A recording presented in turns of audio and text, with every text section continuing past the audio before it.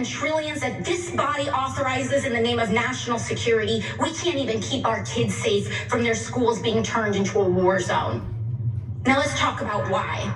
Let's talk about one thing more important to lobbyists and the gun industry than children, than houses of faith, than human beings. Let's talk about profit.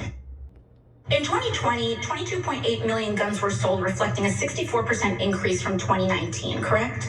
Correct. In 1 year. And across the board, gun manufacturers and ammunition companies began to see record profits. Is that right? That's correct. Now let's put that into context. In 2020, again, more than 45,000 Americans died by gunfire, reflecting an almost threefold increase from 2015. Are those statistics correct? That's accurate. So in your view, are you seeing a correlation between gun profits and gun deaths in the United States? Yes. This is about blood money. Between 2019 and 2021, 2 years, leading gun manufacturers Sturm and Ruger saw gross profits double to almost $280 million. In fact, during an earnings call, their CEO called the sales boom, quote, historic, ferocious, and that the future was bright. A month after that, an AR-556 pistol murdered 10 people at a supermarket in Boulder, Colorado. Those profit margins, $280 million, go to lobbying. Is that correct? Much of that goes to lobbying, correct?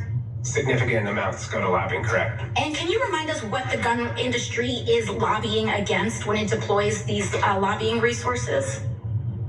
They are lobbying against every law that would regulate firearms, period. 2009. I want you guys to look at those other 6 countries there off to the side and how many they've had. Canada and France both had 2. Germany had 1. Japan, Italy, and the UK, a big 0. Again, that's all the correlation going on. One more graph, you guys, because over 70% of mass shootings in developed countries happen in the US. That's what this international analysis shows, in case you need to see what 70% looks like versus the rest of these other countries. There that is. Tell me your thoughts, bro. Yeah, so AOC made 3 really important points here that are almost never made in Congress. So progressives finally fighting back, and I love to see it. So number 1, she talked about profits and lobbying and how they funnel the money back to politicians. In Congress, that is an unacceptable thing to say because you're accusing your colleagues of corruption. Goddamn right you are. Okay, that finally somebody said something that's true. She didn't use the word corruption and she didn't get to specific colleagues yet. But look, Bernie at the same time mentioned Manchin and Sinema and called them corporate Democrats. All of a sudden, progressives fighting back. Oh my God, I know it's not. If you watch the show, you're thinking, that's the beginning. Yes, but well, I'll take it. I'll take it. Are you kidding me? Like no one's done it before. So for her to point that out, that is exactly right. And that 288 numbers between 2009 and 2018, right? So it's about a 10-year period.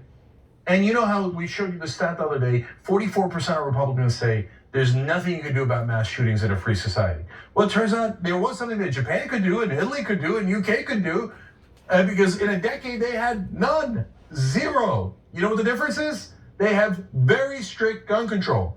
UK and Japan have the strictest gun control, and they have no mass shootings.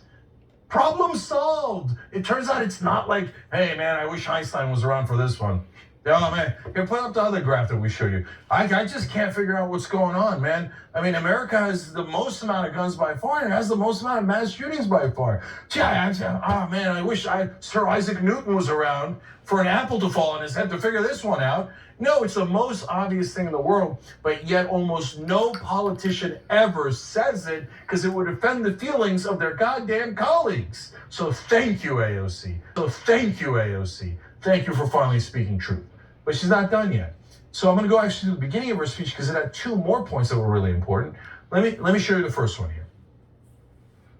No discussion about gun violence in New York City without discussing the iron pipeline that is Florida, Georgia, South Carolina, North Carolina, Virginia, Pennsylvania, and honorary mention to Ohio, where 70% of likely illegal trafficked guns found in New York City come from. There's no discussion about gun violence in Chicago without talking about Indiana. Because the violence and the mothers that we have to comfort are losing children due to the guns and the carnage and the lawlessness unleashed by those states. Again, guys, if you know any of the facts, you're like, I don't get it. That's obviously true. And she cited statistics. There's no question about it. What's the big brave thing? No, she just attacked red states. Never happens in Congress. Never. Oh, but those are the real Americans.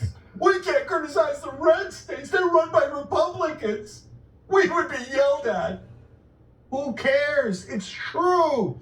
So finally, someone said the obvious talking point in Congress of, where do you think the guns come from to Chicago, New York? And every idiot Republican say, I have the gun control work today. Why would there be any crime in Chicago?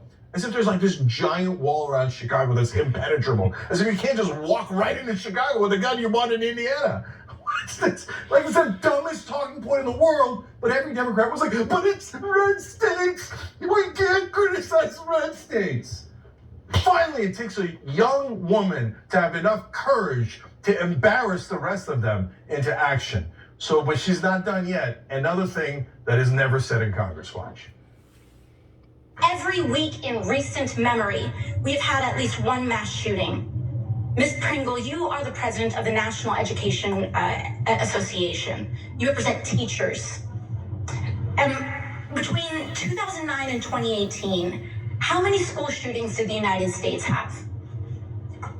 288. 288. Now let's look globally. Our G7 partners, Canada, France, Germany, Italy, Japan, and the United Kingdom, combined, how many school shootings did those countries have? 50 times more. In almost 10 years. 288 versus 5. This is not normal. Not only is it not normal, it is internationally embarrassing and delegitimizing to the United States.